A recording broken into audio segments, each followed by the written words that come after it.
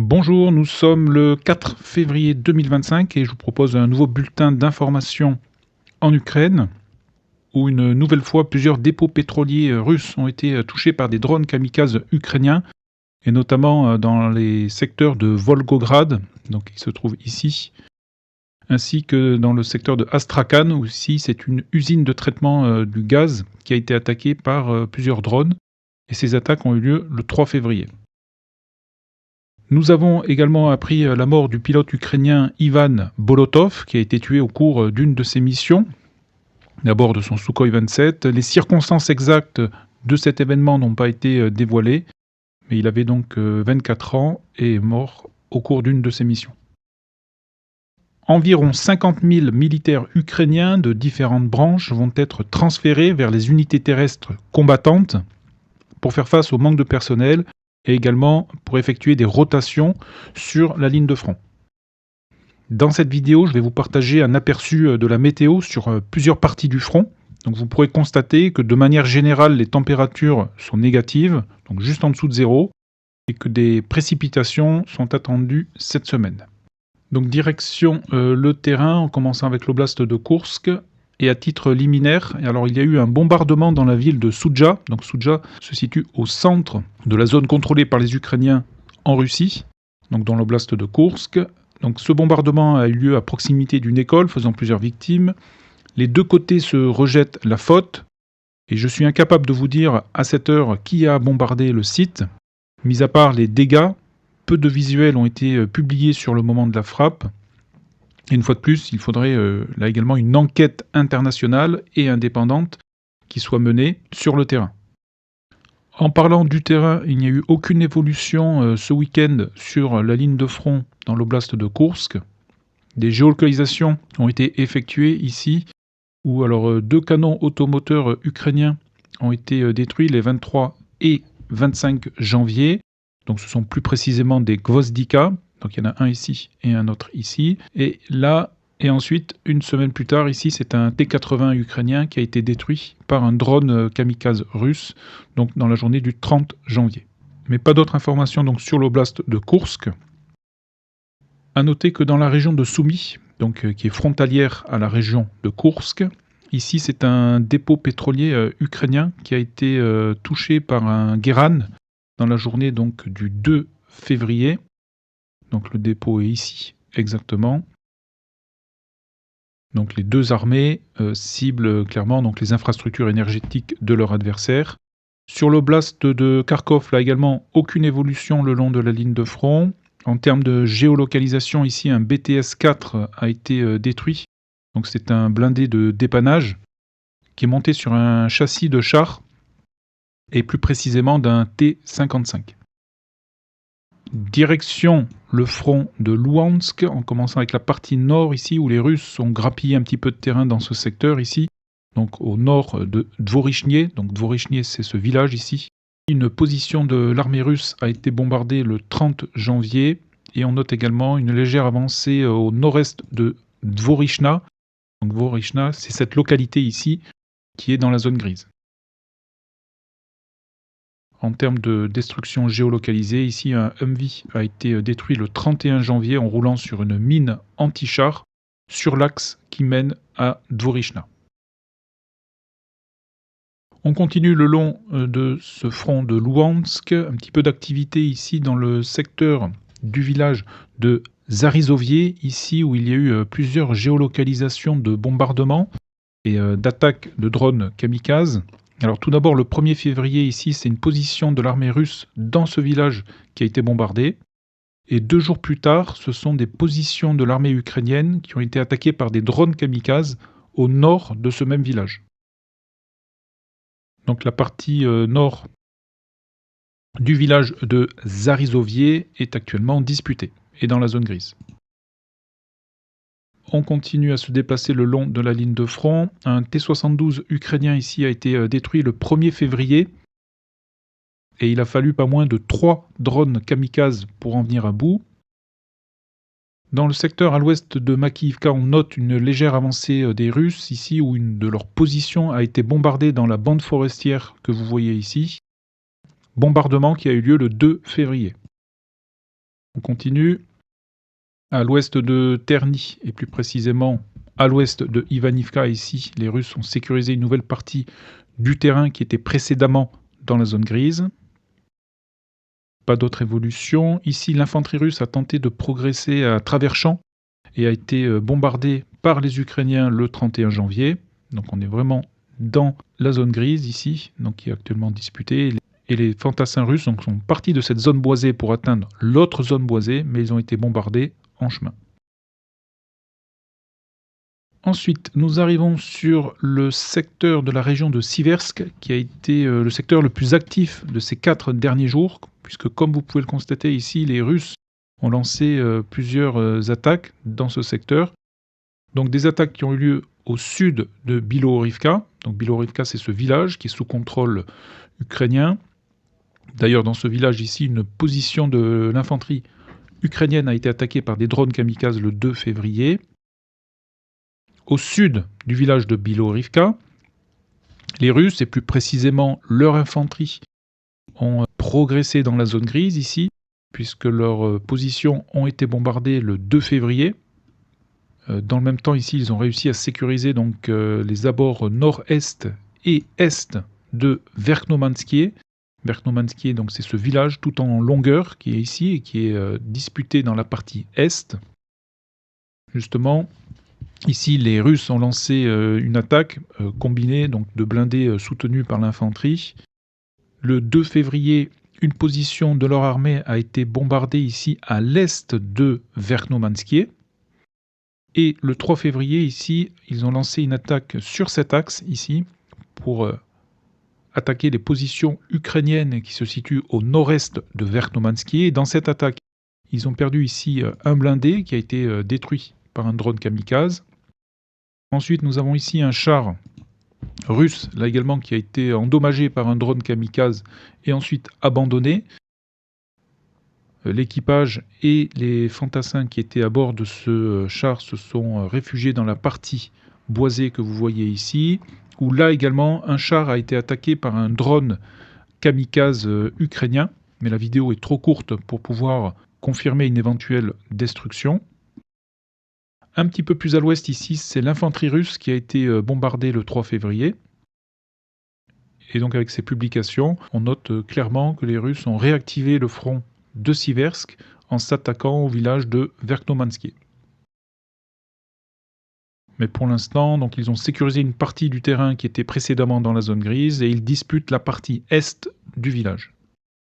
On continue, nous arrivons maintenant dans le secteur de Chassifiar, ici où les Russes ont progressé au nord-ouest du centre-ville, donc ici exactement, donc le centre-ville pour information et pour les nouveaux auditeurs, il se situe ici exactement. Dans ce même centre-ville ici, un VBL ukrainien a été détruit le 30 janvier par 2 drones kamikazes russes.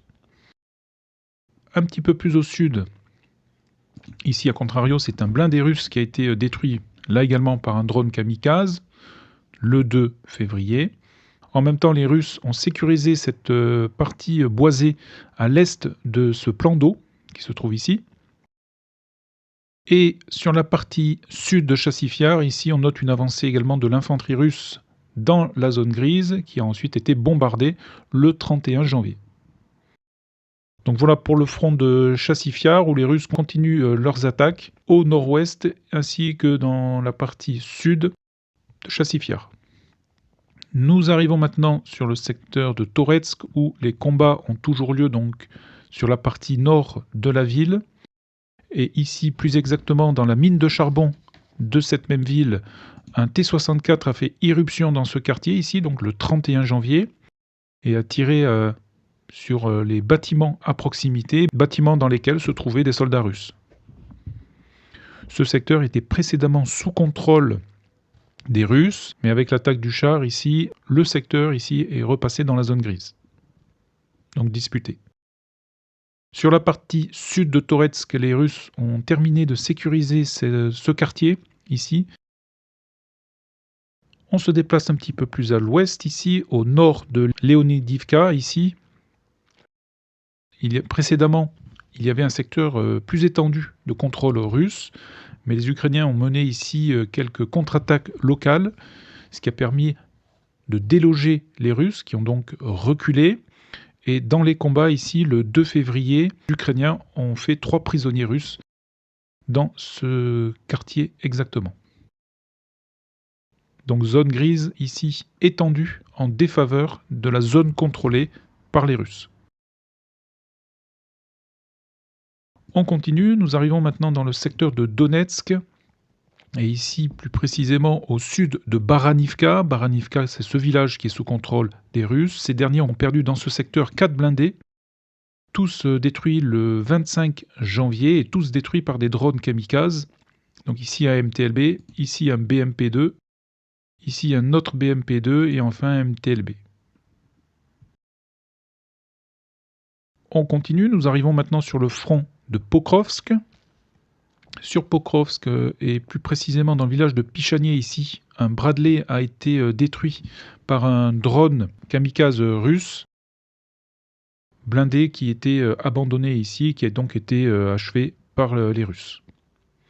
Sur la partie nord ici, au nord-est de Kotlinier, l'infanterie russe continue de progresser. Celle-ci a été bombardée ici le 30 janvier. En même temps, elle a pu sécuriser ce secteur. Et en face, ici, nous avons un Viking. Donc un Viking, c'est un blindé de conception anglo-suédoise qui sert essentiellement au transport de troupes. Et ce blindé ici a été donc détruit le 31 janvier par un drone kamikaze. Dans le village de Oudachnier, ici, les Russes ont sécurisé ce secteur, ici, donc à l'est du village.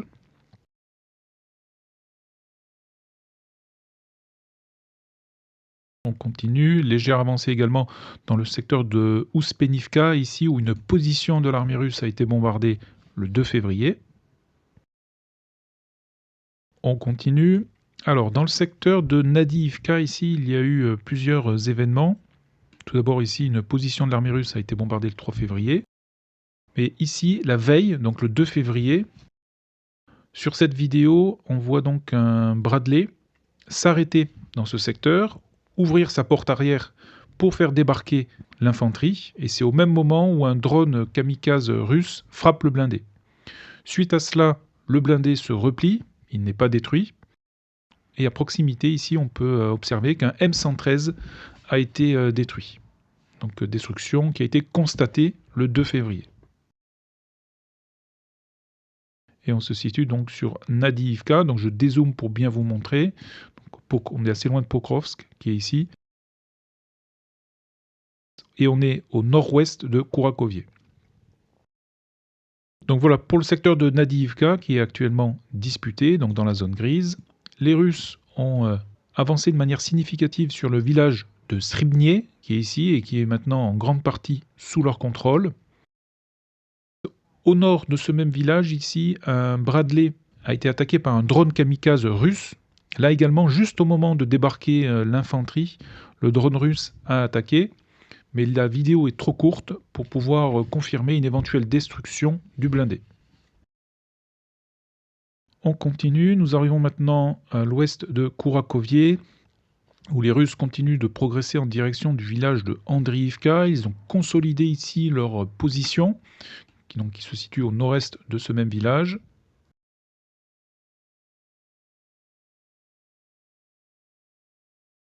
Sur la partie est de ce village de Andriivka, ici, alors tout d'abord dans un ordre chronologique, le 31 janvier, c'est un Cosaque, donc de l'armée ukrainienne, qui a été détruit par 2 drones kamikazes russes. Et quelques jours plus tard, donc le 3 février, ici, c'est une position de l'armée russe qui a été bombardée, ce qui signifie que les Russes sont présents dans ce secteur et peut-être isolés.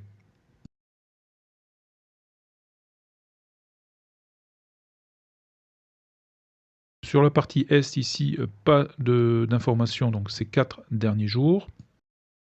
Les combats pour le village de Dachnier continuent. Ici, donc, les Russes ont sécurisé une nouvelle partie au nord-est de ce même village, mais qui reste actuellement disputé. Légère avancée également ici à l'est de Zelenivka. En termes de destruction géolocalisée, ici nous avons un BMP russe qui a été détruit le 3 février par un drone kamikaze. Et sur le village de Constantinople, ici, c'est un Léopard 1 qui a été détruit également par un drone kamikaze le 31 janvier. À noter qu'à l'est de ce village, ici, les Ukrainiens ont installé un ponton, et ponton qui a été détruit par les Russes le 31 janvier avec un missile. Donc voilà pour le secteur donc à l'ouest de Kourakovié. Donc les Russes intensifient la pression sur le village de Andriivka. Les combats continuent pour le village de Dachny. À l'ouest de Rozdolny, ici, les Russes ont sécurisé cette partie de terrain, donc qui va jusqu'à l'axe qui se trouve ici, mais pas d'autres informations. Et sur Velika Novosilka, on note que l'artillerie ukrainienne a bombardé ici les positions russes ces derniers jours. Donc voilà pour les informations essentielles le long de la ligne de front. Je voudrais également vous partager une information côté russe, puisque ces derniers ont noté qu'en face de la région de Belgorod, donc Belgorod c'est cette ville qui se trouve ici, qui va apparaître, donc nous avons l'oblast de Kharkov. En face de Belgorod, les Russes ont noté des mouvements de troupes ukrainiennes inhabituels le long de la frontière, avec une augmentation des effectifs et des approvisionnements en carburant. Donc la question, est-ce que cette force va être utilisée pour expulser les Russes de la partie nord de Kharkov, puisque pour rappel, ici, vous avez une présence russe donc dans le secteur de Liboké et sur Vovchansk. Donc c'est en territoire ukrainien et qui est contrôlé par les Russes. Va-t-il y avoir une incursion des Ukrainiens sur Belgorod? Est-ce simplement du bluff? Le temps nous le dira. Donc voilà pour les informations essentielles au 4 février 2025. L'information essentielle de ces 4 derniers jours est la réactivation du front de Siversk par les Russes, puisqu'il y a eu des attaques à l'est de Verkhnomansky. Voilà, et bien écoutez, je vous remercie une nouvelle fois, je vous souhaite une excellente journée, je vous donne rendez-vous dans une prochaine vidéo. Merci, à bientôt.